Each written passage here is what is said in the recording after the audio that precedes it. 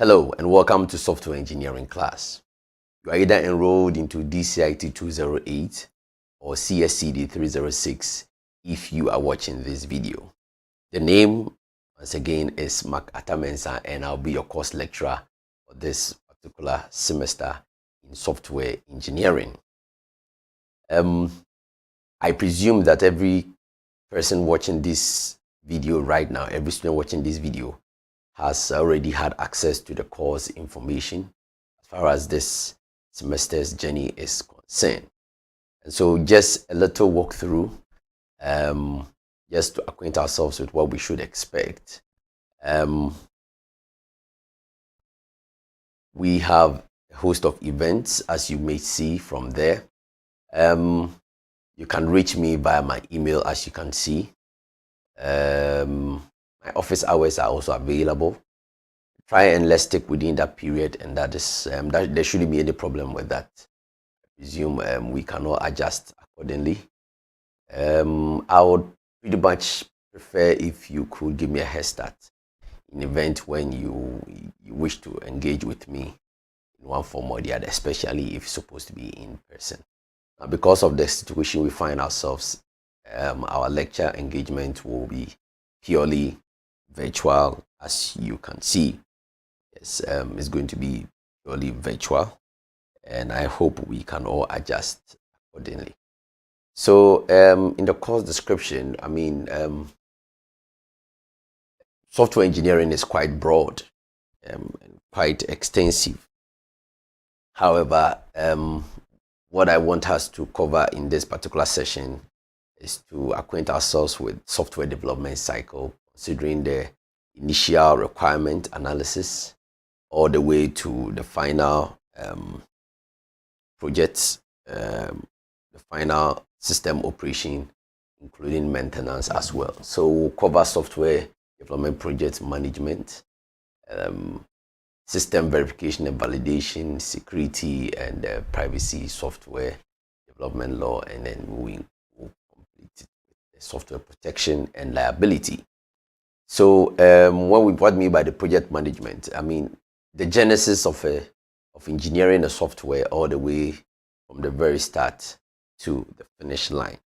So this should be pretty simple and easy to adjust accordingly. So at the end of the day, we expect you to be able to produce software solutions by applying computer science principles and software engineering fundamentals. Be able to analyze a complex software problem using it to process information, process improvement principles to find a particular solution. We expect you to be able to create, implement, and test a software solution to meet a set of functional and non-functional requirements, including domain requirements, and a host of other objectives, as you can see outlined in there.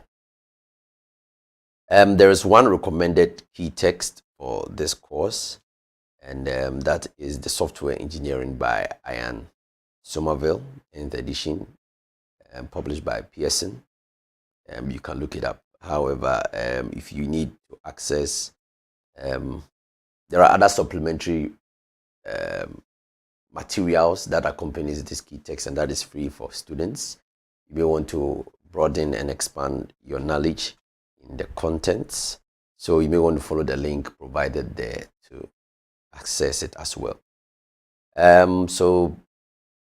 For each course description, the course website link has also been clearly provided. You click to access it directly from the course information document, as you can see.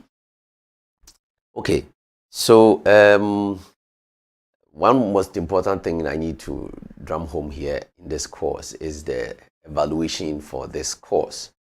So it will comprise assignments that will be completed weekly for the 6 weeks, the 6 teaching weeks. A course project that may span across 9 weeks, that is about 2 to 3 extra weeks after teaching period. And then the mid-semester assessment, which is a component sandwiched within the course project. So if you have gone through the course project, you might have seen this as well. And then you definitely sit for a final exam. Another item that is going to attract points is the surveys, individual surveys. So what is going to happen is that at the end of every course project deliverable submission, each student will be given access to the survey document to complete within a very limited time frame. And it will be a form of assessment for yourselves as individual team members. We entreat everyone to commit to this, and then let's make it work nicely. Failure to complete the survey will attract 0 mark entirely for your course project. So you may want to take it quite seriously. So that is very, very important. Now, another portion I would want to highlight has to do with the mentorship section, the virtual mentorship session for this particular course. So fortunately for us, we have succeeded in engaging some industry partners. We have confirmed a number of these persons. We have a Google software engineer who will be meeting us on Wednesday, tomorrow, at the time of recording this lecture, in the evening because of the time difference. He's a Google software engineer. There will be mentorship sessions by and large, and this is going to happen within the 6 teaching weeks that we have for this particular semester. The intention is to give you the opportunity to appreciate the practicality of software engineering course, marrying the lecture room experience with real world experience. And so these persons will be engaging with us 45 minutes for their presentation, and the rest of the 15 minutes you will have the opportunity, students will have the opportunity to ask them any relevant questions they may have. They may also guide you one form or the other with regards to the course project that you are embarking on. And so it's important every student takes part in this particular exercise. So we have the Google software engineer, we have a Goldman Sachs engineer, and Andela senior consultant coming on board. We have a full stack developer with Ethos. They are working on a project to implement working on an MTN project across Africa, and it's a very huge project. It will interest you to know that all these mentors are very young chaps with an average age of 25, 26, and already they are in the industry. So they will share their experiences throughout the journey. We are going to add a lot more to these persons to engage with us as frequent as possible in your own interest. So bonus mark of 10% towards your continuing assessment will be spread across. How that is going to be scored is not going to be disclosed just yet. It will be in your interest to find out by making sure that during these mentorship sessions you do not miss out by any means. Okay, so this is just to give us a brief of what to expect. Details of the assignment, the course project, all have been clearly outlined, and we expect everybody to adjust accordingly so that we can make the needed progress and then get through this particular course, sail through smoothly. So without further ado, we would just jump into the very first session and then see how far we can get with this particular one.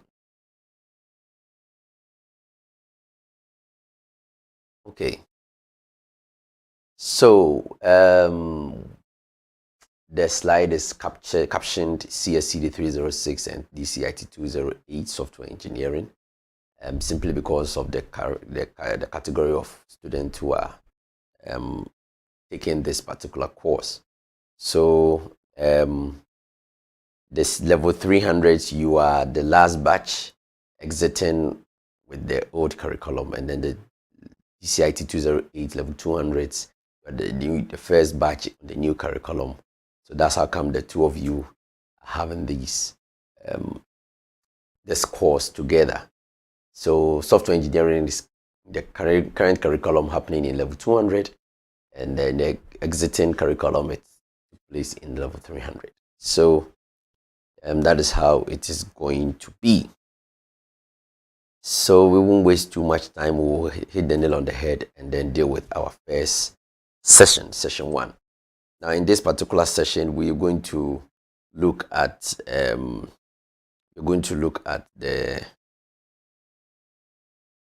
we'll introduce the software development in practice. We'll look at software engineering in itself, and then we'll also look at the software process. So these are the things that we are going to look at in the software process. The reference for this particular session is the chapters 1 and 2 of the recommended key text, and it is your responsibility as a student to make sure that you have completed every reading assignment that is given you. So typically before you watch this video, I would expect you to have read the chapters 1 and 2 of the key text. It will be in your own interest to cover that entire section, as we may highlight on very salient points and areas that we consider relevant in this particular presentation. I'll try to make available my slides as well on the course site. I may, choosing my words carefully, may, but your responsibility is to make sure you exhaust the full course content as far as the recommended key text is concerned. Okay, so what is the aim of this course? We assume you know a lot about computers. Every one of you, anyone watching me right now, we expect you to know a lot about computers by now. You can program reasonably. If nothing at all, level 100s were introduced to every one of you was introduced to computers. In fact, the whole concept about computing in first semester level 100. Second semester, you were exposed to fundamentals of programming, and by the time you completed first semester of second year, you have been introduced to web technologies. You had done projects. You had done programming 1, so you have reasonably reasonable programming skills to ladder through this particular session of your academic journey. We expect you to be able to learn more on the job as well as you journey through with us.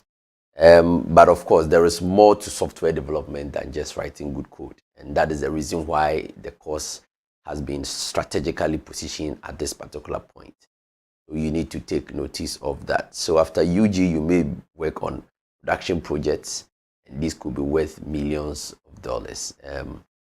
When the time presents itself, you will attest to it. And fortunately for you, you'll be engaging with mentors who will tell you exactly what is happening in the real world. So very soon you may be a boss, you may be your own cash man, So it's important to make all the mistakes now and then possibly learn from them. We expect you to deliver on this course project and give it your very best shot. Your success in this will determine how ready you think you may be for the job market. So if there is any need to fill in some gaps and make certain amendments in your studies, engagements, etc., as far as this journey is concerned, you proceed with that as well. You may want to know a bit about my experience and my position to handle this particular course.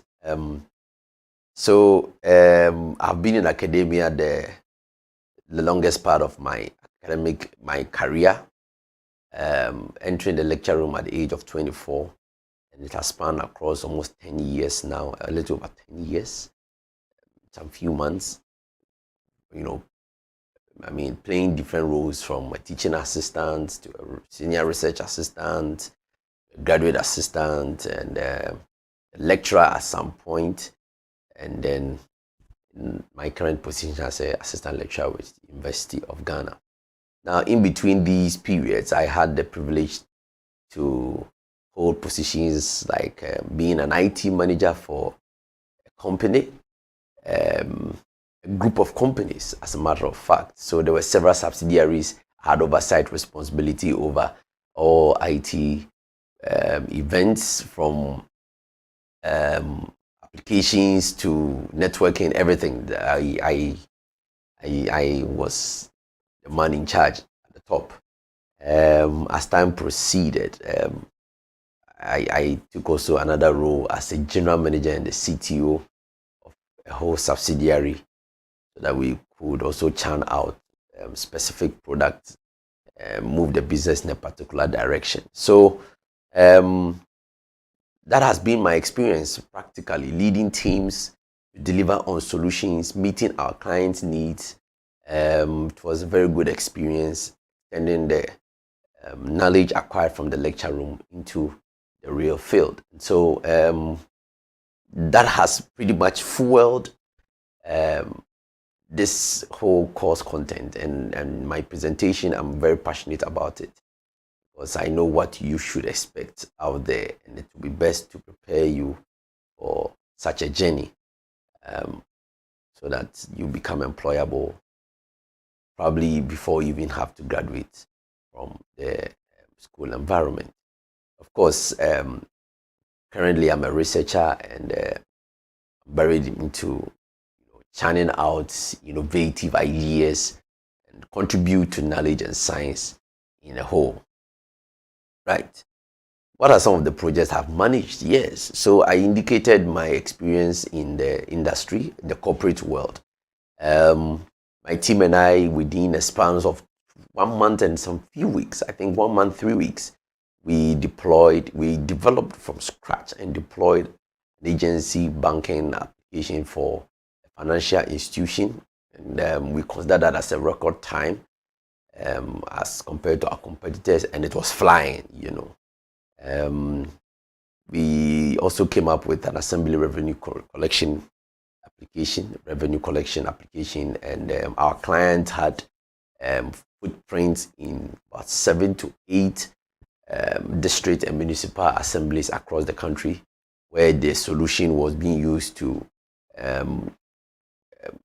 retrieve property rates and other forms of taxes that the assemblies had to collect from the community. And on all of these projects, I had teams that I supervised. I managed to deliver on these projects. And so from the beginning to the very end, we engage with our clients. We try to understand their needs, what we refer to as the requirement, break them down in various categories, as we would discuss in this particular session, and then take the information back home and then break things down to now make it more meaningful before we go ahead to deploy anything entirely. So yes, that is about me, and I believe I'm qualified well enough with my experience to share a few bits of knowledge with you, put you in a better position, probably better than I ever even had. So without further ado, we just jump in and then proceed to the lesson for the day. So what is software engineering? What is software engineering? In theory, there is no difference between theory and practice. And this is a quotation that was made by someone I don't know. But in practice, there's actually a difference. Look at it carefully. We're saying that there is no difference between theory and practice. But if we are practicing it, if we get into practice, we see a whole lot more difference presenting itself. And why would we say something like that? Okay, well, the question is, why do we even need software engineering? Is it not enough for me to be able to code, be able to you know, develop web applications, see a client, he makes a request, I just sit down and then, punch things and make it happen. Wouldn't that be enough? What at all is software engineering? Quite recently, we chanced on a student certificate. A company was looking for recruits, and we wanted to review some CVs before we submitted them to this company. And you get students presenting their CVs to you, and somebody describes himself as a software engineer. Now you look through his job experience, and one point in time he was a volunteer on electoral commission. Another day he was a front desk person in another financial institution as an intern, etc. So the question now becomes, how come you call yourself a software engineer? Who gave you that right to put that title upon yourself? Because even if you look at the skill set, the person lacks significant experience to even be in that particular position. The whole concept is probably non-existent. Maybe the person could be a software engineer, but the CV is not saying so. Maybe the person may need some coaching to probably present himself more appropriately to land a position that he so much desires or expects. But as far as that document was concerned, he didn't make the cut. So why do we actually need software engineering? Why do we need it? Software and software systems are actually everywhere. They are everywhere. The economies of all developed nations are heavily dependent on softwares. They are heavily dependent on softwares. You can't do without them, from getting your visa to driver's license, getting to species, one card, getting everything done. Ghana, gradually, they are trying to limit everyone to just one Ghana card, so that whatever you need to do, that will be your only access to achieving these things. Softwares are everywhere. Applications are running events here and there. If you go to the banking services, there are software applications that are running there in so many forms, in so many ways. So all economies of developed nations are actually dependent on software. That is why security becomes a key concern as part of the software engineering whole landscape. But we will definitely get there. Again, more and more systems are software controlled. More and more systems are software controlled. It will interest you to know, at the time of recording this particular session, I'm home, but then I have engaged equipment, right from mixing, opening microphones, and then getting stream to comments and everything. Yet I am more than a mile away from the church premise, and all of that is happening. Using software applications to get these things out there and getting them to work out some way, somehow. Right, now software engineering actually is concerned with theories. That is why we've highlighted those portions, concerned with theories, methods, and tools for professional software development. These are the key components of the software, and we cannot leave them out. So we have the theories, we have the methods, and then we have the tools. These are very key terms that we need to acquaint ourselves with. And so throughout this journey, we need to be on the lookout for these things as far as software engineering is concerned. And of course, expenditure on software represents quite a significant fraction of GNP in all developing worlds. So yeah, you definitely need to know more about software engineering. Well, in any case, if we are engineering softwares, then what qualifies to be software? There are several applications that qualifies. So prior to this particular recording, a prospective client approached me and was like, I'm trying to transition from one platform to another. My thing is on WordPress and blah, blah, blah. Does it qualify for some of your teams to take this thing up? I said, yes, as long as it's a software that requires engineering, it is the responsibility of these teams to take on board this kind of project and leverage on the knowledge they have acquired and skills to follow through the engineering cycle and deliver on this solution for the client. So as long as it qualifies to be a software, then it makes the cut. So we have applications, we have websites, we have smartphones, applications for websites, applications for smartphones. We have several of them. We have the system softwares like the operating system and compilers. We have routers, telephone switches. These are communication devices that cannot be controlled by softwares, interfaces right now. Data processing, real time, better software. I mean, software comes in so many forms. Even in filmmaking and design, we can have softwares engaged in there. Now, if you heard me right in my previous earlier submissions, I made mention of clients.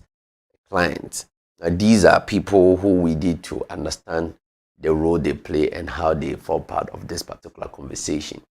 Client requirements are very different. They vary from client to client, and so out of the over 100 teams that we have, we don't expect two teams to be on the same kind of project. There will be differences in one form or the other. Their requirements are very different. So there is actually no standard process for software engineering. That is a fact. There is no best language, no best operating system, no best platform, no best database system, no development environment, etc. And so this goes back to answer some of the questions some of you have been putting across to me privately. Say, in this course, what programming language should we expect? What programming language should we use? And so on and so forth. I found it difficult to even respond to some of these questions. I only smile. But hear me and hear me now. There is no best language, no best operating system, no best platform. Depending on the client requirements, you have to adjust to find the best approach to deliver on their solution. So a skilled software developer knows about a wide variety of approaches. He knows about a wide variety of methods. He knows a wide variety about the tools that he or she may need to deliver on a particular solution. And that is very important. So the craft of software development is actually to select appropriate methods for each project and then applying them effectively. And the key word there is effectively.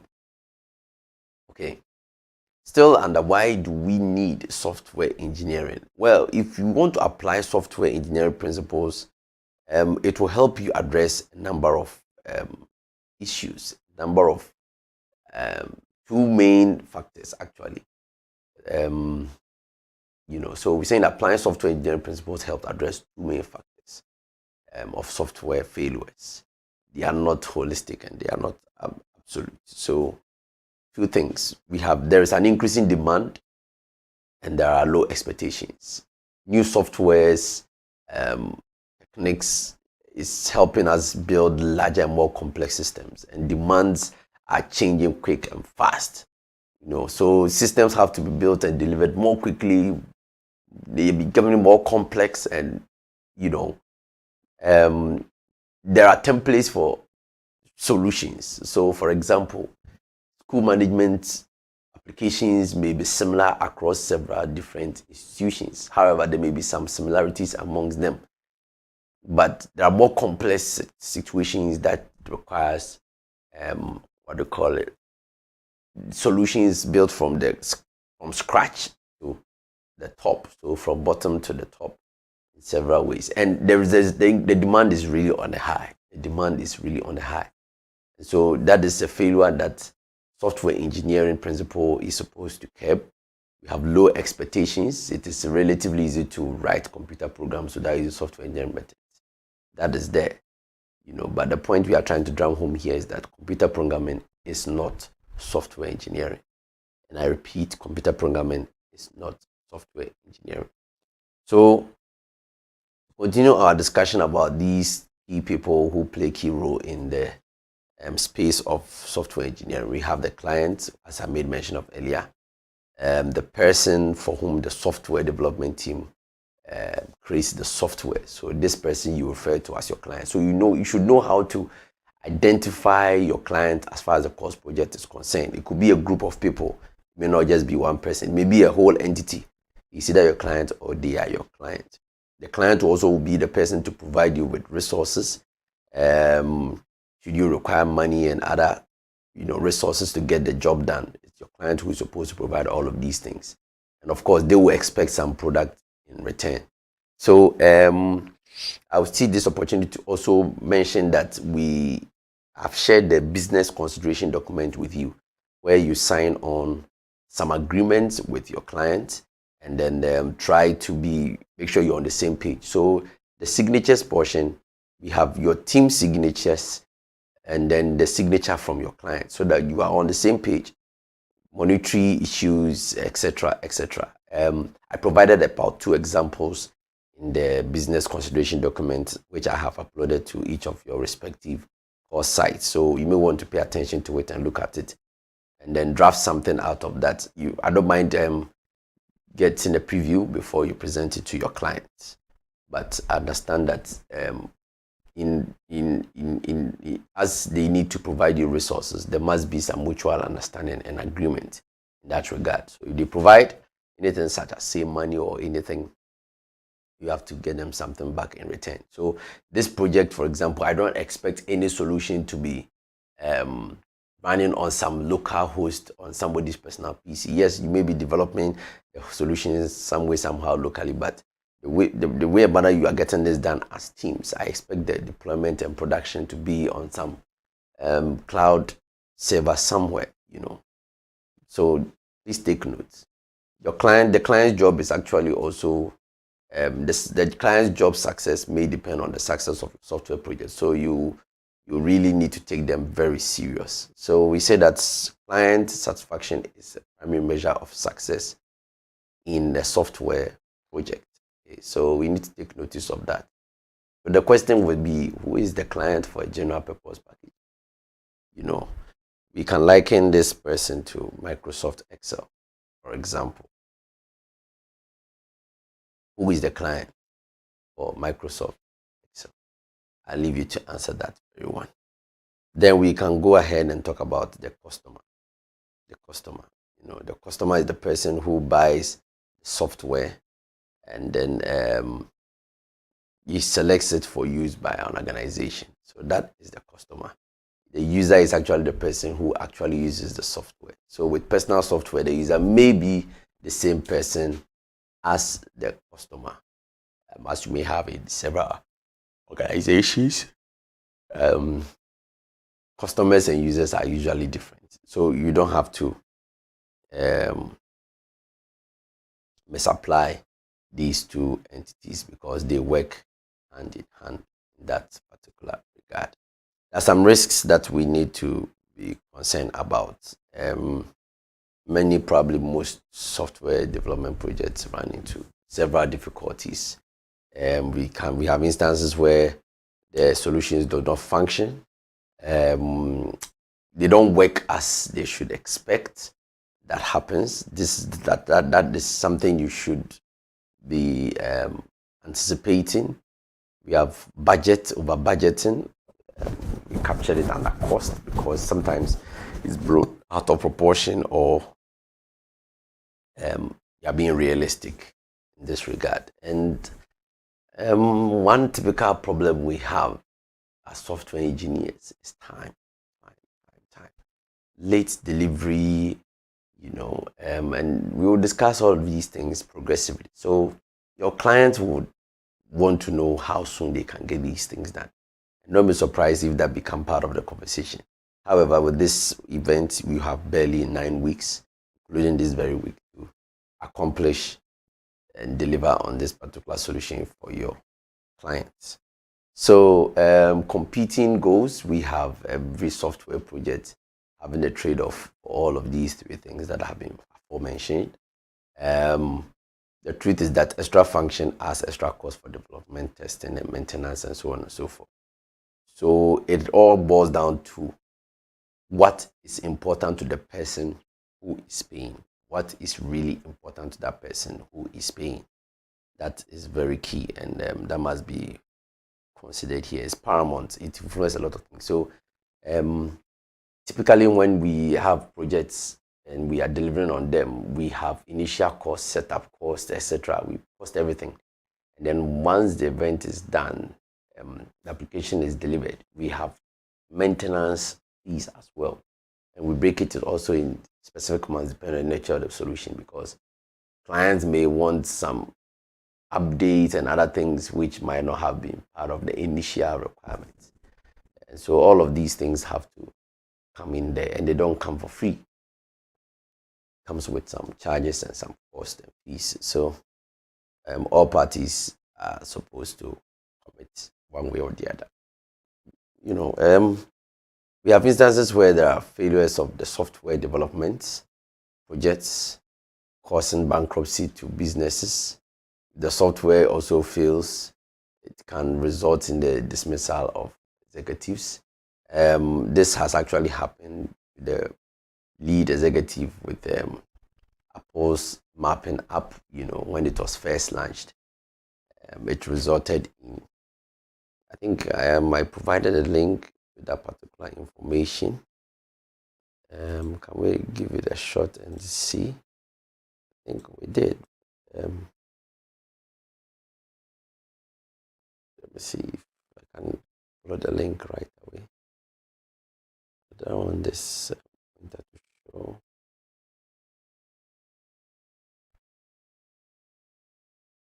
Yes, so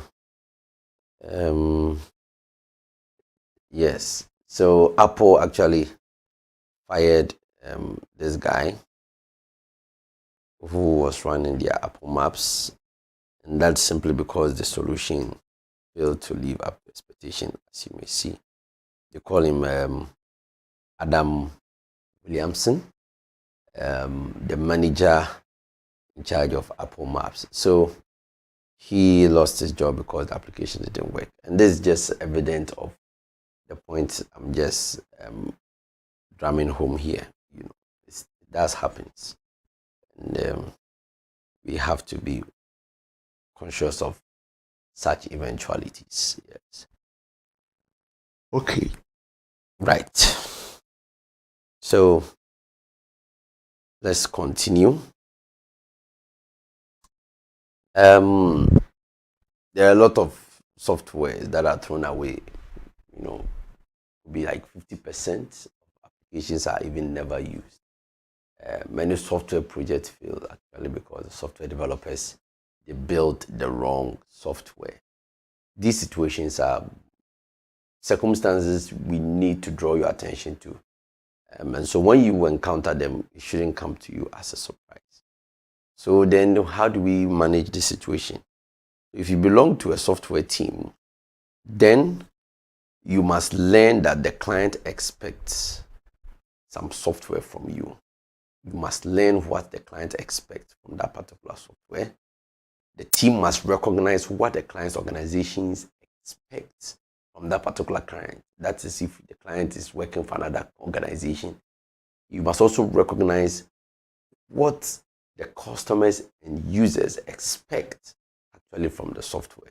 Okay, these are very, very important things that you shouldn't take your eyes off, right? So what happens is that the development team, which will be like 7 of you in the team, 6 or 5, you'll provide technical insights, suggestions, but you don't forget that the client satisfaction must be the primary measure in the software project. So if the client is not satisfied with the solution, I'm sorry, your project has failed, and there could be some severe consequences. That's why these terms and agreement has to be signed off right from the beginning of the whole project before it turns something else. So how do we minimize some of these risks? How do we minimize some of these risks? We can minimize it using several ways. If you perform detailed feasibility study, you could minimize the risk of running into these things that we've made mention of. By and large, these form part of your communication with the client. So make sure in your feasibility studies, you understand exactly what the terrain looks like as far as your client's environment is concerned. If you can try and separate your requirements, what the client wants from design and how developers even meet these requirements, that's what we imply here by design. You could mitigate the possibility of a failure or a disappointment in the long run. Milestones and releases is very, very important. How developers report or demonstrate progress to the client.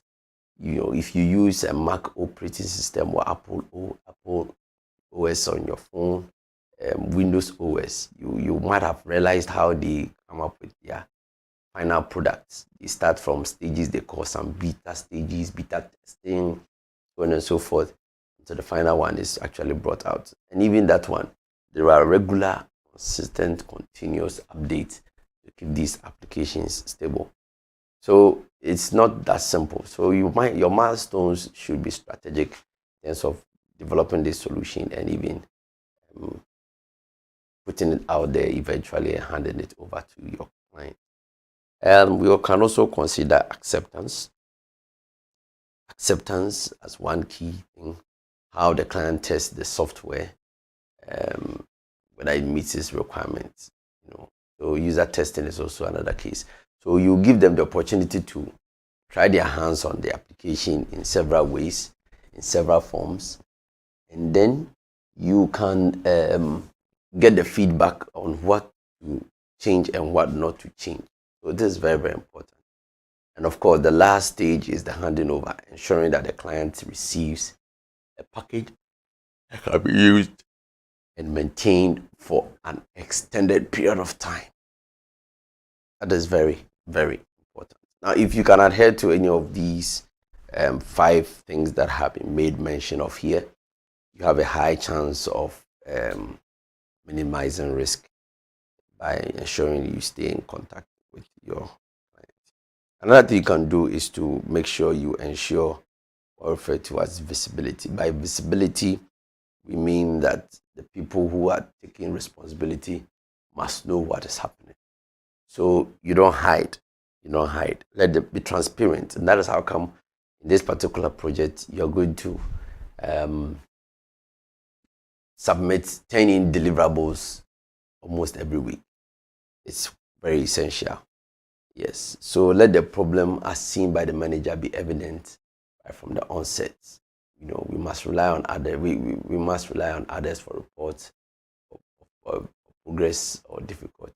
But when it comes to software developers, we have difficulty evaluating progress. We are usually optimistic about progress, and we don't even consider reporting as even a waste of time.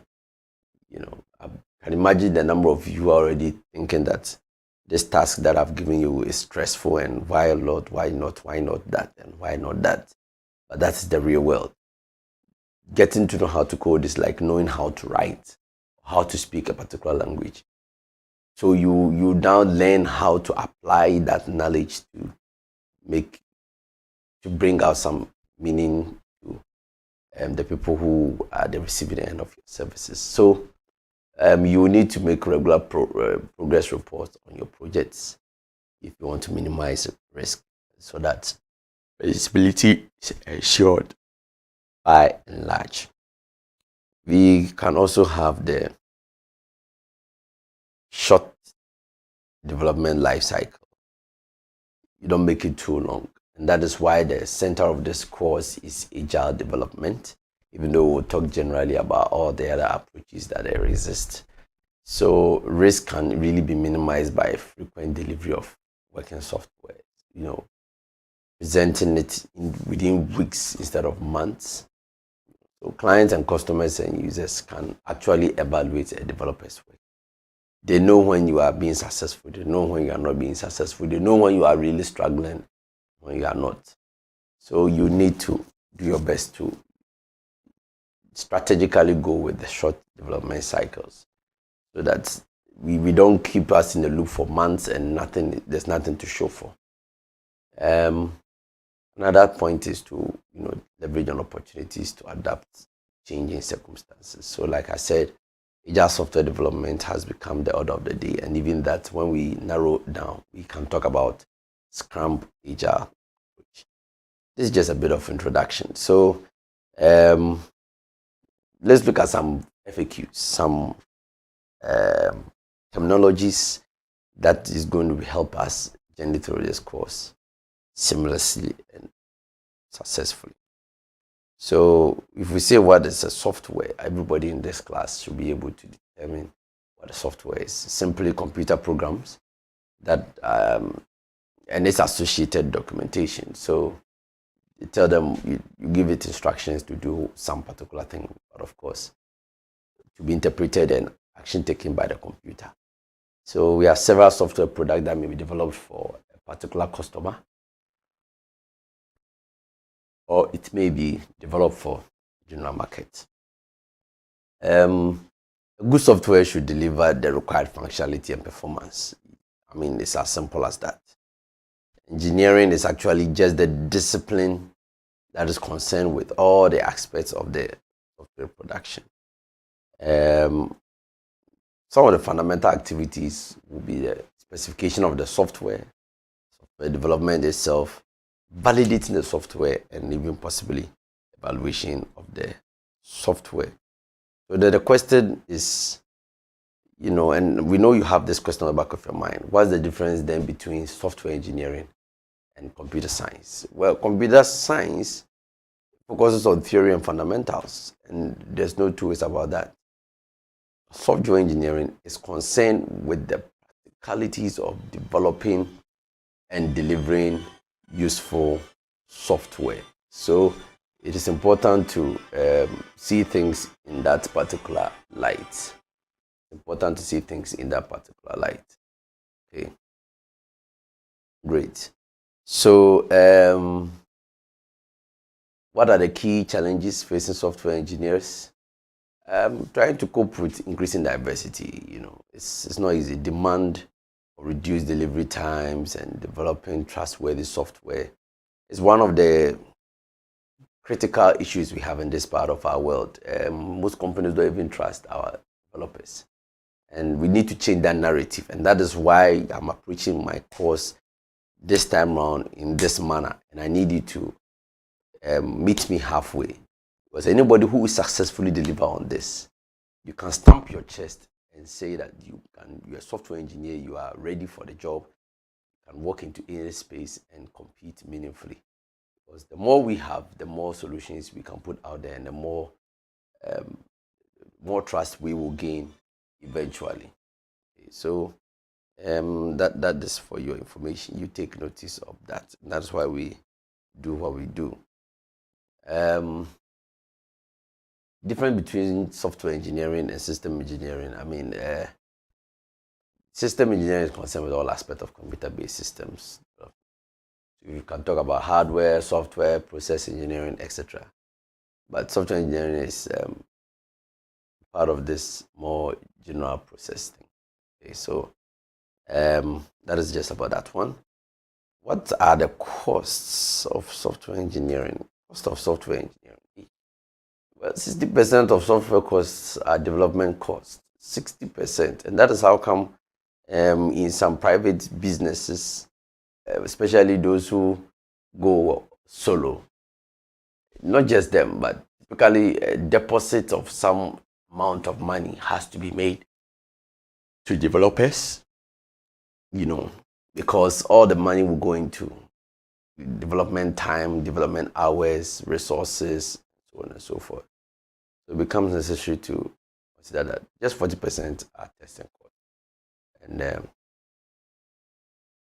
it's important to consider things this way, especially when you are on your own and you really need to price up software. Best practice, best software engineering techniques and methods. Well, while all the software projects have to be professionally managed and developed, the different techniques are appropriate for different types of systems. So if we are talking about games, we say that they should always be developed using a series of prototypes.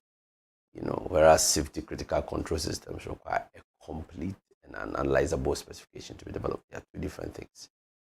So you can't therefore do just anything that you want. You can't say that one method is better than the other. So you take notice of that. And then the last thing is the difference between web-made software engineering. What differences has the web-made software engineering? Well, web has led the availability of software services and the possibility of developing highly distributed service-based systems. Most of the applications we have today are web-based. It has led to important advances in programming languages and so on and so forth. So, yes, we have a lot to be thankful for with the evolution of technology and, of course, software engineering in that regards. Okay, so let's talk about a few other things. Essential attributes of a good software. Your software must be good. I mean, it just has to be good. If it is not good, your client is most likely not going to pay for what you have done. So you have to meet some standards. So there are expectations we will have for you, and then we will expect you to deliver on these expectations to the very latter. Yeah, so it's important to make sure you meet all of these requirements as best as possible. So what are some of these things that we are talking about? The software should be written in such a way so that it can, evolve to meet changing needs of customers. It's important. It must be able to meet these changing needs of your customers. Definitely has to. It is critical. It's a critical attribute because business environment will continue to change. And that is the reason why even some financial institutions, instead of outsourcing their solutions, they're trying to have in-house developers so that they can manage and handle these things for them. It's increasingly becoming difficult and challenging to meet all requirements by extending your solution to a third party to handle it for you. It makes more sense to let somebody else have your own in-house team to develop the application for you and then get things done for you in the right possible way. Yeah, so it's important to take that into account. And then look at things in that regard as a software engineer. Yes, another point is dependability and security. So, software dependability actually includes a range of characteristics, including reliability, security, and safety. The software has to be dependable. If it doesn't meet this criteria, then it's not a good software. Shouldn't be buggy. Should not cause physical or economic damage to the event in an event of a system failure. It should be sustainable in every way, in every possible way. Okay, so that's the first two things: maintainability, dependability, and security. And then we have efficiency. Software should not make wasteful use of system resources. Like memory, processor cycles, and so on and so forth. So I think I was having a conversation with some students some time ago, and I tried to make them understand that the reason why several people apply to say Andela and other recruitment agencies will not make the cut is not because you wrote the codes and it didn't work, but you wrote the codes, but comparable to your other competitors or other applicants, some people's codes are more efficient than others. Some do not waste system resources, they use them efficiently, and so on and so forth. So in as much as lines of code may count, the logic and algorithm, how the rightful application of your data structures comes in really handy to determine who should be the best candidate and who shouldn't. So this efficiency key is a key requirement for good software, and it must be met accordingly. The fourth attributes of software, good software, is acceptability.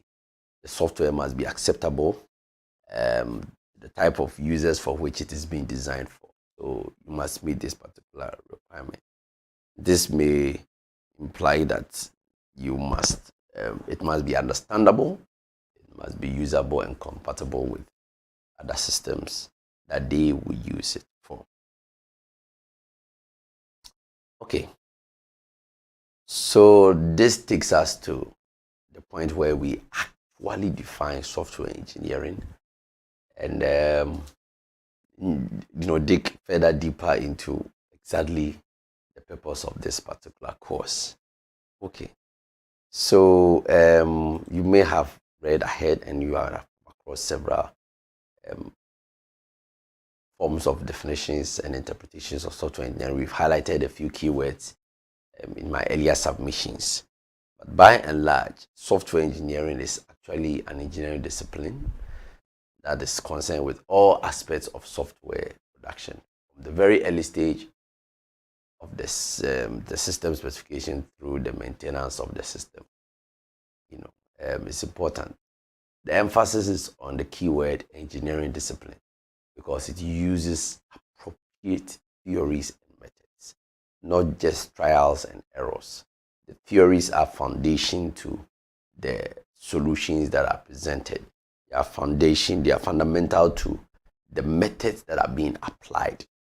Okay, so it's a rigorous discipline that has to be taken to achieve this particular goal. Okay, it focuses on all aspects of software production and not just on the technical process of the development. Okay, so every facet of the software production is considered here, and it's actually usually cheaper in the long run to use software engineering methods and techniques for software systems rather than just write some programs as if it was some personal programming project. No. So at this stage, we are literally transitioning from just completing personal programming projects to now engineering solutions to solve problems in a larger scale. So some of your colleagues walked to me in the office, and the concern of the student was, yes, if I pick the key text, I have literally comprehended the concept of the programming subjects. I have completed some of the tasks they have put at the back of the book. But what next? What do I do? I just said in a simple phrase, that is why we are studying software engineering. And that is why software engineering has been strategically slotted in at this level of the academic journey. So he has to brace himself because more is on the way. So we have to take notice of these things as far as the software engineering is concerned. There are several activities that goes into software engineering process, several activities. We have the software specification where customers and engineers define the software to be produced, considering also the constraints that could present itself. They can also talk about software development where the software is designed and programmed as well. Then we have software validation where the software is checked to ensure that it meets what the customer indeed requires. And then evolution is where the software is modified, reflect changing customer and market requirements. These are things that we need to take notice of. This whole thing come together to define what software engineering really is. So, excuse me. What are some of the general issues that affect most softwares? So many issues.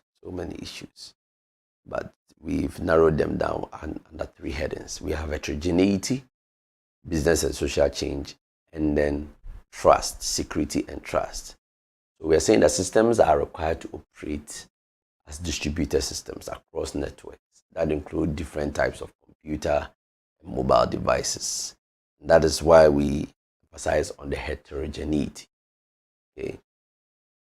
Some solutions interface with existing ones and so on and so forth. So it's one issue that affects most softwares. At the end of the day, one thing doesn't piece up with another.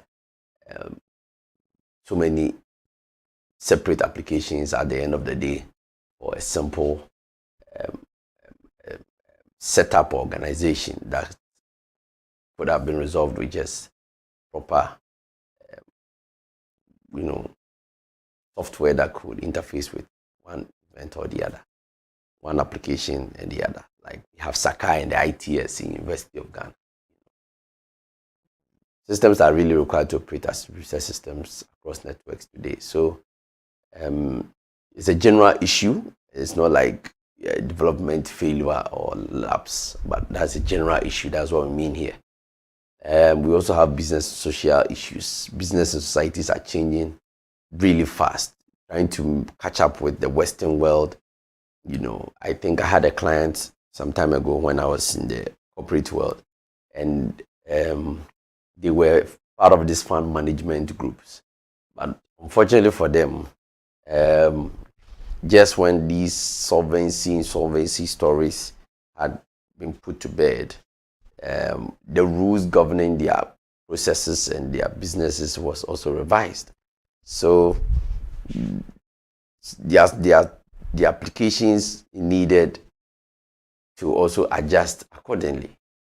So when it comes to this business and social change, it's a general issue that confronts software engineers, and yet we have to brace ourselves. And that is why it becomes necessary to really be disciplined and principled in applying the theories to engineer a particular software. The theories will be fundamental to the methods and everything that you do. It requires a rigorous discipline, because sometimes it's we could say it's unnecessarily too long, but at the end of the day, it makes life a lot more easier in the long term. Well, as softwares also, continue to grow and become more and more in the system, it's intertwined with all aspects of our lives. So it is essential to trust that particular software. And it's not so easy to make that happen. It's like people having superstitious sentiment about even taking the COVID jabs, COVID-19 jabs, to curb the whole menace and so on and so forth. So we have a similar situation. Trust of the solutions that we have out there. It's another major issue that we need to concern ourselves with. Great. So these are general issues, these three. We have several things to also talk about. Amongst them is the fundamentals of software engineering. Fundamental of software engineering.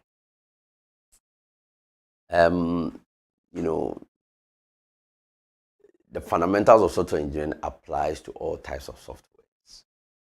So software process and focus on reliability, these are all key things. But we have several others that we are going to talk about. We'll begin with the software process, where the system should be developed using a managed and understood development process. So the organization developing the software should plan the development process and have their ideas very clarified. Okay. It's important because different processes are used for different types of software. So appreciating this is very key. We also need to focus on reliability as one fundamental component of software process. It's very important. Reliability. So literally we say that dependability and performance are important for all types of systems. So the software should behave as expected without failures and should be available for use when it is required. So you must focus on reliability. You must have it at the back of your mind. It's fundamental to software engineering. Another point we need to note is the importance of requirements. In my practice and experience, if you fail at gathering adequate requirements, the project failed already from the beginning. It ceased to have an end. It ceased to have how would I even describe it? It ceased to have a conclusion, a good conclusion at the end of the day. So it's important to understand and manage the software specification requirements very, very importantly. You have to know what different customers users there are for your system and what they expect from it. So it's very, very important. That way you're able to manage their expectations. You can really manage their expectations if you can take this into account. You also need to learn to leverage on software reuse. You should make as effective use as possible of existing resources. So where it is appropriate, you should reuse software that has already been developed rather than just writing everything from scratch. Back in the day, it was encouraged to build everything from scratch. But over time, depending on the nature of the project, platforms like Theme Forest and so on and so forth gives you templates. And once you're able to make some few payments, you have access to these templates and you can customize to meet the demand or the need, a particular need. So it's never wrong to leverage on software that exists. You may want to consider them. Now, as we are talking about softwares penetrating spaces, people's life, etc., and even all the issues that has to do with it, we have some issues of professional responsibility as far as software engineering is concerned, and so that takes us to the ethics of software engineering. So we have a few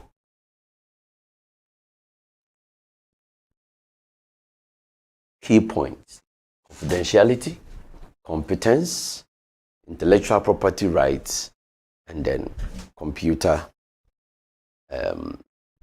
misuse. Very, very important, these four things. So you should respect the confidentiality of your employers or your clients. It's very, very important. Whether or not a formal confidentiality agreement has been signed, you should respect each other. You should also not misrepresent your level of competence. Don't go and say what you are not. Don't go and say what you are not. I repeat again, do not go and say what you are not. Don't raise expectations and then lower your expectations with results. You may never get the opportunity ever again. It's very important. You should also be aware of local laws governing the use of intellectual property, such as the patents and copyright laws. It applies everywhere. Then we have computer misuse. You should not use your skills to misuse other people's computers. No, it's not right. Game playing, employer's machine, all of these things could be extremely serious, and it should not be taken lightly or kindly. Great. So the second section of this session has to do with the software process. So we are picking each one of the fundamental activities that need to be performed after the other, and then we'll journey through it and see how we can come. So we'll begin with the software processes, and we'll look at the big picture, and then we'll take it from there. So software process is actually a structured set of activities, required to develop a software system. The emphasis here is on the word software process. If you break the two words down, we understand what a software is. We understand what a process is.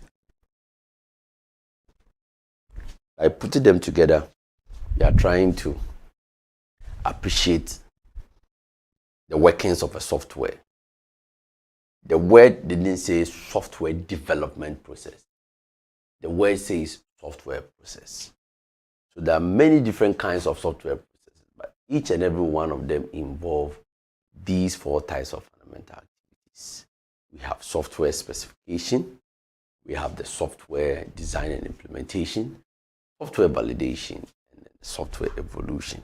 All of them have been briefly clarified, and that is what we're going to dig further in. So if you want to design what the system should do, then you are implying software specification.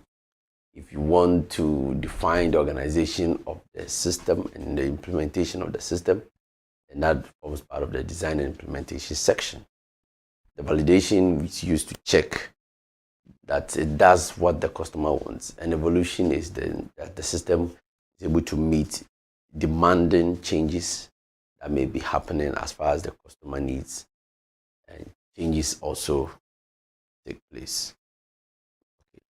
So what exactly is this software process? It's actually an abstract representation of the process. Abstract representation of the process. It represents the description of the process from some particular perspective. So when we describe and discuss software processes, we also talk about activities in these processes, like specifying a data model, designing the user interface, etc., etc., and even ordering all these activities. So process descriptions may include stuff like products, which are the outcomes of the process activity. And we can have roles which will reflect the responsibilities of the people involved in the process. So the pre and post conditions, as in how, are statements that are true before and after a process activity has been enacted or a product has been produced. Yes, so you need to take notice of these. The last bit here has to do with the plan-driven. The plan-driven process emphasizes on processes where all the process activities are planned in advance and progress is measured against this plan. There is a similar approach to this in the agile process, where planning is actually incremental. It's easier to change the process to reflect changing customer requirements. So we may not be done, but as the client or customers' requirements changes, we get to update accordingly. So there will be instances where we deliver the solution in phases. By the time we need to get onto the phase 2, some changes might have occurred. We have to consider all of these things, and that's what we refer to as plan-driven. We have to forecast and outline our approach in events of some of these occurrences, and so on and so forth. Great. So what are the various models? And this is where the popular waterfall model rear its head. It's not ugly, it rear its head. It might have faded out by and large, but it still works anyways. So it comprises a plan-driven approach of getting things done. So you separate and distinct phases of your specification, software, design, implementation, testing, and maintenance. So we start from top one and get to the end, and that is all. We strategically plan these things, and it worked out in times past. Okay, so when we talk about incremental development, in this case we have the specification, we have the development and the validation that are all interleaved. So the system developed as a series of versions, each version adding functionality to the previous version. This is another competing approach or model to the waterfall. And then we have the integration and configuration, which is based on the existence of significant number of usable components systems. So in practice, most large systems are developed using a process that incorporates elements from all of these models. So the waterfall model looks something like this, which is our first point of call. So we have the requirements definition, we have the system and software design, we have the implementation and unit testing, integration and system testing, and then operation and maintenance. So we move from the top and move to the down completely. This is merely the waterfall. So we have the requirement analysis, where the system services constraints and goals are established by consultation with system users, which every team is expected to also embark on. And then we have the system and software design, where the system design process allocates the requirements of their hardware or software systems by establishing an overall system architecture. Okay. And then the software design that involves identifying and describing the fundamental software system abstractions and their relationships. So this just entails the system and software design. And we have the implementation and testing unit, where during this stage the software design is realized as a set of programs or program units. That's very important to note as far as the implementation and unit testing is concerned. Okay, right. So we need to verify that each unit meets their respective their respective specifications at that particular stage of the waterfall model. Okay. Then we can also talk about the integration and system testing, operation and maintenance. These are all key components of the waterfall model that needs to be closely guided and then attention paid to in every approach of that particular software process model, in this case the waterfall model.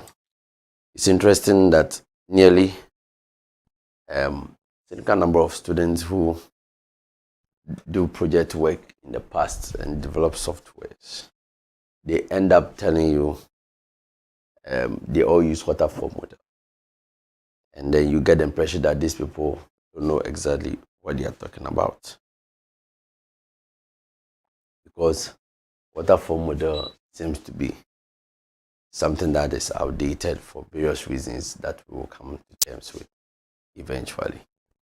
So what is actually the main drawback of waterfall model? Well,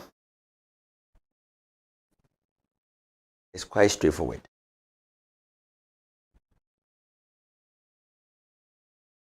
The main drawback of waterfall model is the difficulty of accommodating change after the process is underway. So, in principle, phase has to be complete before moving on to the next phase. You definitely have to wash your hands off one phase and then move on to the other. You know, if you approach things that way, it becomes difficult to address change, and we have very few real-world applications that are presently using this so-called waterfall model presently.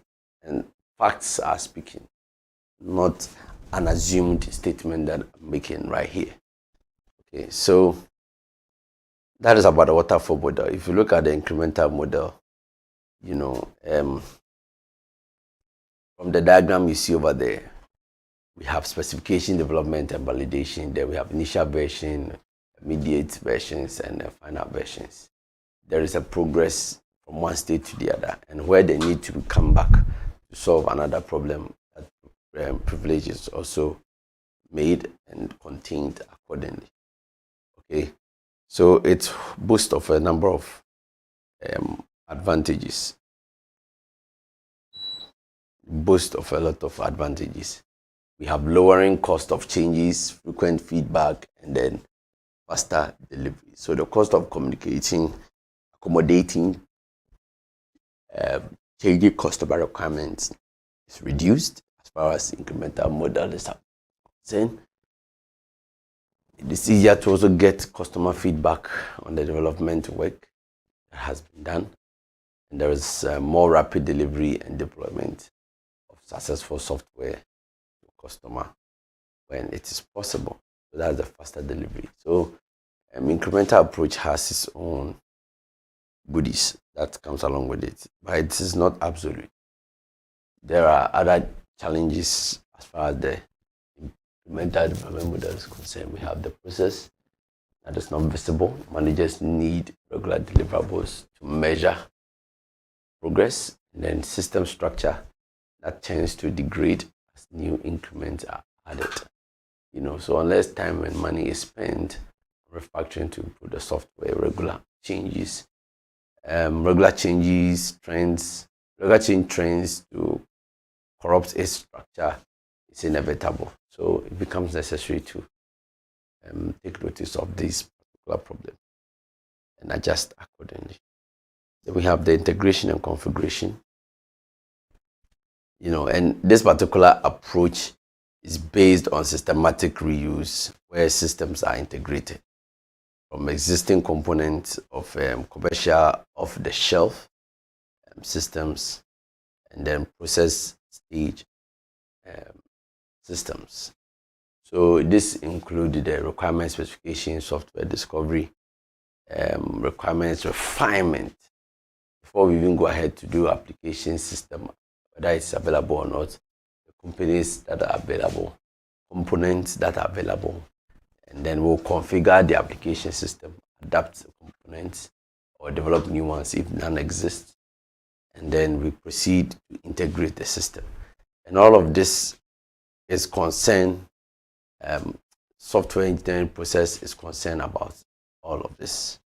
So it's not just about developing softwares or something, but the approach to which we deliver on this tech solutions for the society within which we live. Okay. We can also talk about some of the types of this integration software component. We have the web services. We have collections of objects that are developed as a package to be integrated with a component framework.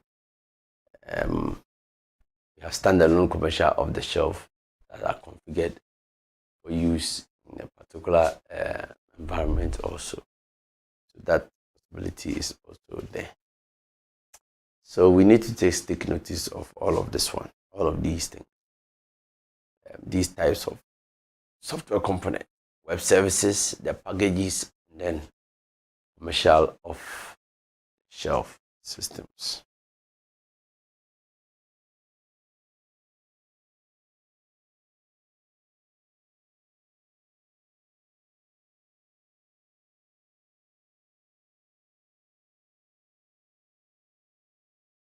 So we have several software process activities. And these process activities is going to form part of this next section that we are going to discuss.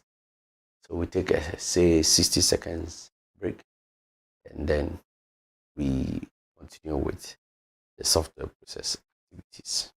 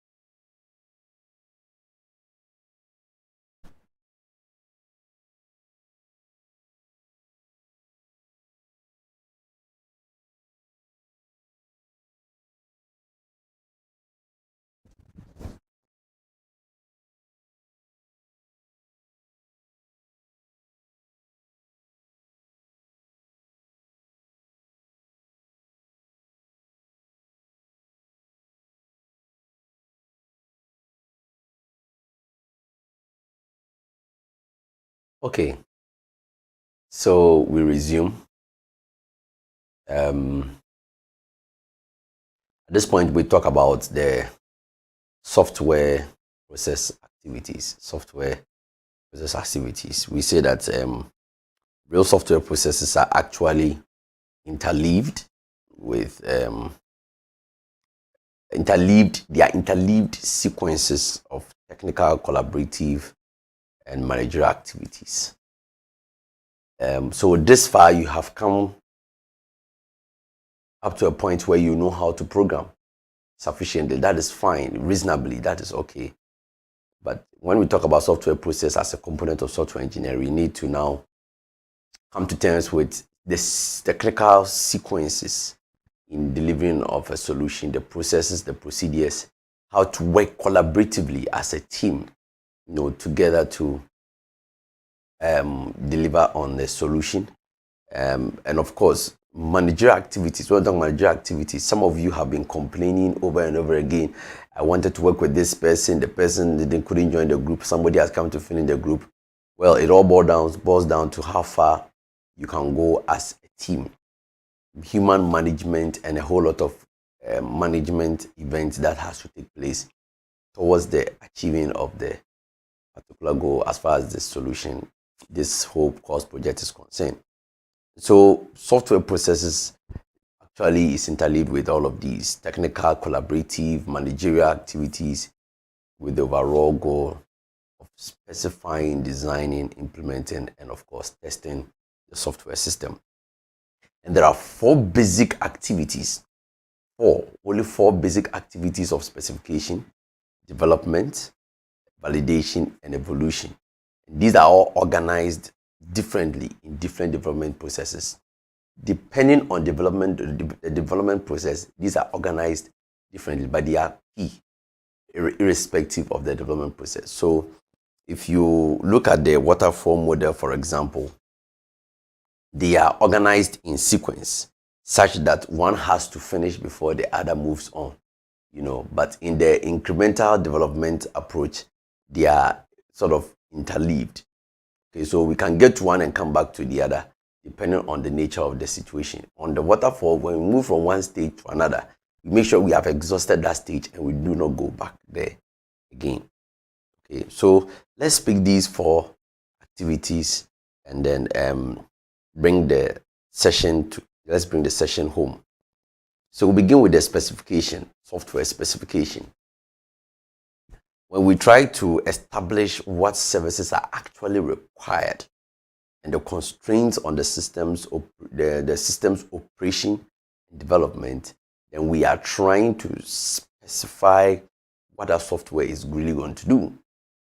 So there are several events that falls within this specification stage, and that's what we refer to as the requirement engineering process. So under this, you undertake feasibility study. Is it technically or financially feasible to build the system? Is it too abstract? Is it possible? Is it not possible? Okay, then we can have requirement elicitation and analysis. What do the system stakeholders require? What do they expect from this particular system that we are putting together? And then we can talk about the specification itself, where we try to define the requirements into detail. And there's emphasis there into detail. Okay, so we also validate by checking the validity of those requirements. So this validation is different from the validation we mentioned before. At this stage, we are only emphasizing on the requirements that are being gathered to help deliver on the solution. We are trying to appreciate the scope of the work. Okay, great. Then we move on to the design and implementation. Design and implementation. These two words have been moving together over a period, and they still stay as such because it becomes difficult to separate design from implementation. However, there are two different terms and different events or stages that needs to be acknowledged as such. So we have the design stage, where a software structure, within the software structure, where we realize the specification. So we design a software structure that realizes the specification we have obtained before Okay, in the specification, we literally undertook requirements events, trying to understand the scope of the event, the feasibility of it, and whether we can even meet the requirements of our clients, and so on and so forth. But at this stage where we are designing and implementing, we are at the stage where we are trying to bring the specification into reality. So literally, we are saying that it's the process of converting the system specification into an executable system. And what by implementation, we mean that you are translating the structure into an executable program. So you have gone beyond design to implement. So there are a lot of things that goes into the design implementation, and that is even going to take quite a number of sessions as we proceed in this particular lecture.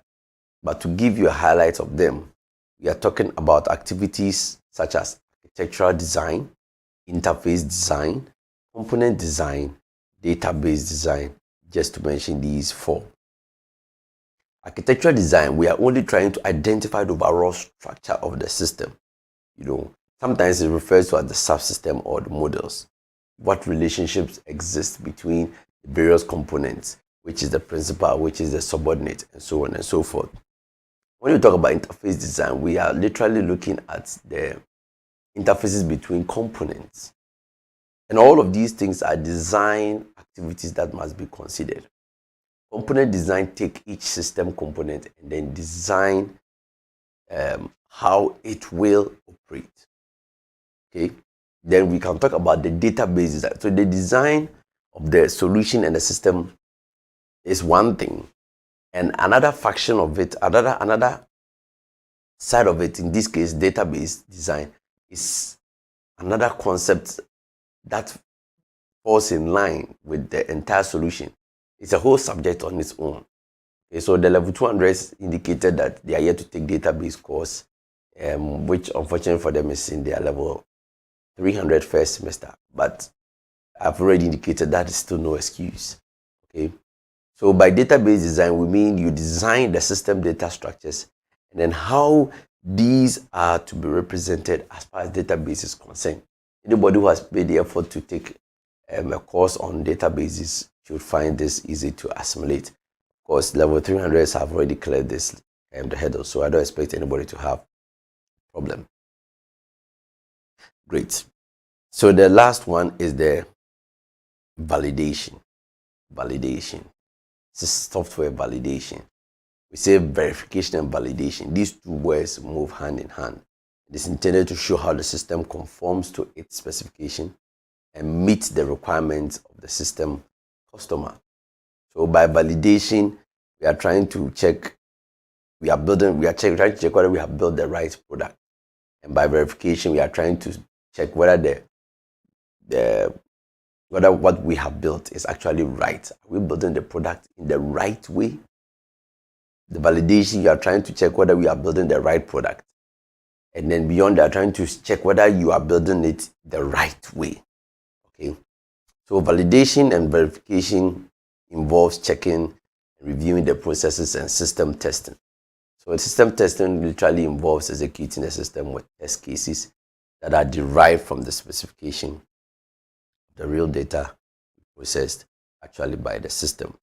To extend the conversation on validation, we are saying that if you want to test the most commonly used verification and validation activity, it could include the various stages that have been outlined over there. We can talk about the development or component testing, where we pick individual components that are tested independently. And then the components may be also functions or objects or even coherent groups of these particular entities. And then we can talk about the system testing in itself. There's another stage in the verification and validation where we test the system as a whole, test it by considering emergent properties, ones we consider particularly important. And then we have the acceptance testing with the customer, test with the customer, and there's data to check that the system meets the customer's needs. So we have, usually in the corporate world, there is this document with some checkboxes. The customer, our client, uses the solution and then ticks whether certain events have all been achieved according to the requirements that were taken. So it's something that you need to get used to. And then the last stage is the software evolution. Software is inherently flexible and it can change. That is true. So as requirements change through changing businesses circumstances, the software that support the business must also evolve some of these changes. And this has been a demarcation between development and evolution. And this is increasingly irrelevant as fewer and fewer systems are completely new.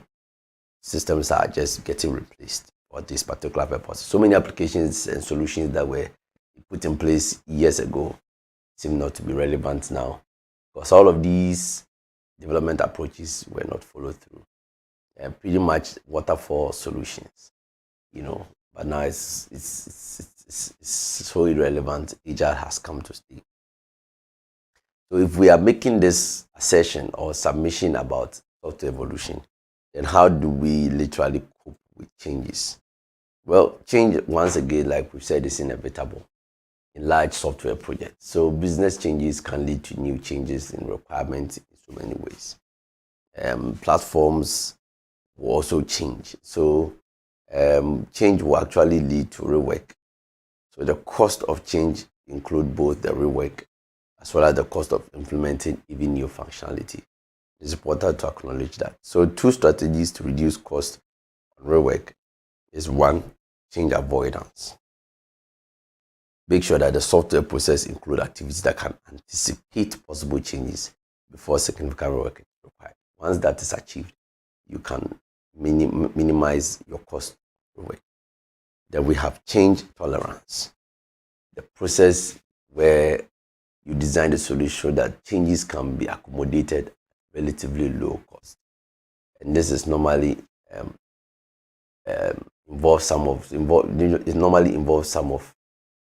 form of incremental development. So proposed changes may be implemented in increments that have not yet been developed. And, if this is impossible, then the only single increment may have to be the altered, but the only increment may be altered to incorporate these particular changes. And it happens. So having given us a snapshot of software process and even coping with change, what then entails in prototyping? A prototype is actually an initial version of a system used to demonstrate concepts and also to try out options. It can be used in the requirements engineering process to help with requirements elicitation. In design processes, it can be used to explore options and develop UI design. And then in the testing process, you can use it to run back-to-back tests as well. So prototyping is good if you can. It gives you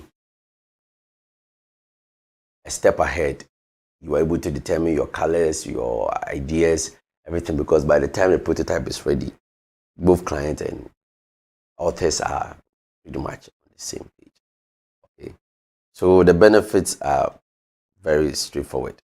Improve system usability, a closer match to users' real needs, improve design quality,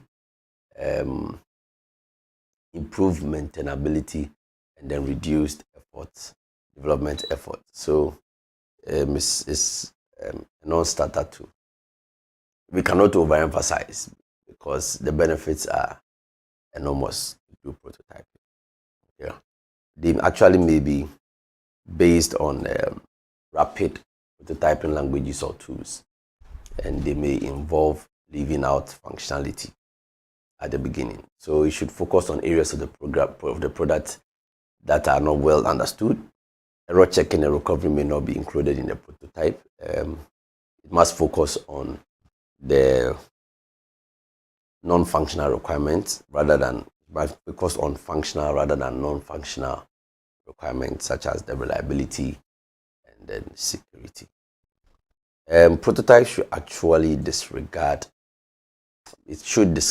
should be discarded after development, as they are not good basis for production system. So it may be possible to tune the system to meet non-functional requirements. So prototypes are normally undocumented. It's usually degraded through rapid changes. The prototype probably will not meet normal organizational quality standards. Okay, let's talk about incremental development and delivery. Now, rather than deliver the system as a single delivery, you can also consider the development and delivery by breaking it down into increments, with each increment delivering part of the required functionality. So user requirements should be prioritized, and then the highest priority requirements should be included in early increments. So once the development of an increment is begun, then the requirements are frozen through requirements for later increments. That can continue to evolve over the period. It has its own advantages as well. For example, the customer value can be delivered with each increment to the system. So the system functionality is actually available earlier. Clients are happy, you are happy. You get your cash, everybody moves on. Early increment actually can also act as prototype to help elicit requirements for later increments. That's possible. You can also use this opportunity to lower the risk of overall project failure. And of course, the highest priority system services tend to receive the most testing. It doesn't go without problems. Lots of them. We can talk about most systems requiring a set of basic facilities that are used by different parts of the system. So that's one challenge with incremental delivery problems. It can be hard to identify common facilities that are needed by all increments. So the presence of iterative process is also another point that affects incremental development delivery. So we said that the essence of iterative process is that the specification is developed in conjunction with the software, but this results in conflicts with the procurement model of many organizations, where the complete system certification is part of the system development contract. So that is one of the things that we should take notice of. Great. So what are the process improvements that we can talk about? Process improvements in the face of all of these evolution challenges we have outlined. So many software companies have turned to software process development as a way of enhancing the quality of their software. Not just that, they try to reduce costs, try to accelerate their development process. So process improvement literally means that you understand the existing processes and then the changes that are happening. So you do this to increase product quality and reduce the cost and development time. So you can go with the process maturity approach. We have the focus being on improving processes and project management and introducing good software engineering practices in this regard. So the level of process maturity will reflect the extent to which good technical and management practice has been adopted in organizational software development processes. And that is where the agile approach comes in. The agile approach, which focuses on iterative development, and we are going to throw more light on this particular section of the course. Focuses on iterative development and the reduction of overheads in the software process. The agile approach. So the primary characteristics of agile methods are rapid delivery of functionality, and responsiveness to changing customer requirements. This is the primary characteristics of agile methods: rapid delivery of functionality and responsiveness to changing customer requirements. So we have process improvement activities in this regard that forms a continuous cycle with a feedback loop. We are there with the clients. As we are doing, we are giving them, they are telling us, though, we want you to change this. Okay, we'll get this for you within a week. We submit that solution to them. They come back and say, oh no, change this and that. Fine. There is better approach of delivering on this, which which makes it more accommodating by clients than the waterfall model where we have to sit in our small corner and finish everything before we bring it to you. So what are some of these activities? We have the measuring approach, measurement, the analyze, where we can analyze and also make adequate changes along the agile approach. So we measure one or more attributes of the software, process, or product, okay, so that these measurements become baseline. If process improvements have been effective or not. We can also analyze the current processes and identify any bottlenecks with this agile approach. And then we can make changes. We can change the process to address some of the identified issues that may pop up, through the data that will be collected about the effectiveness of all of these changes. If we should highlight on these things, we can talk about where possible, we can have a quantitative process data that can be collected, to help us undertake the process measurements by way of improving the system. So process measurement should be used to assess process involvement. So we can have several metrics like time taken for the process activities to be completed, resources required for the process or activities, and number of occurrences of a particular event, etc., etc. Right. Great.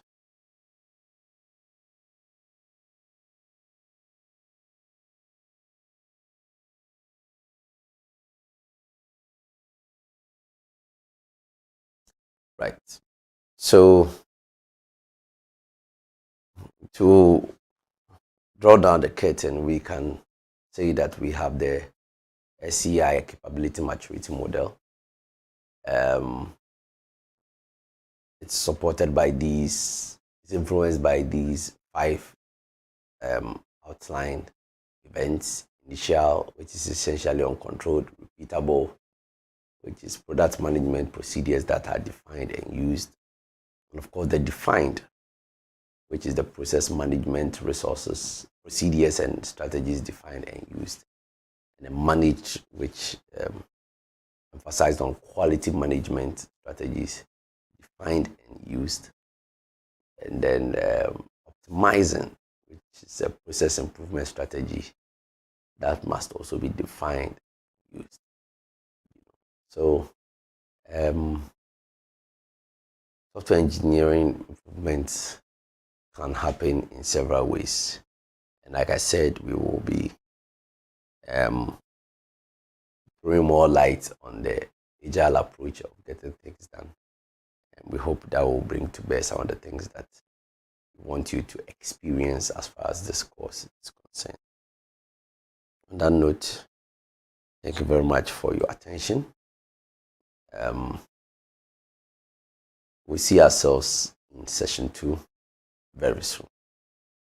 Best wishes. You should expect an assignment to be completed before the end of this week. Individual assignment that is intended to check whether you have indeed completed the reading assignment, because you may have noticed that there are a lot more examples that have been cited in the key test, which have formed part of this particular presentation.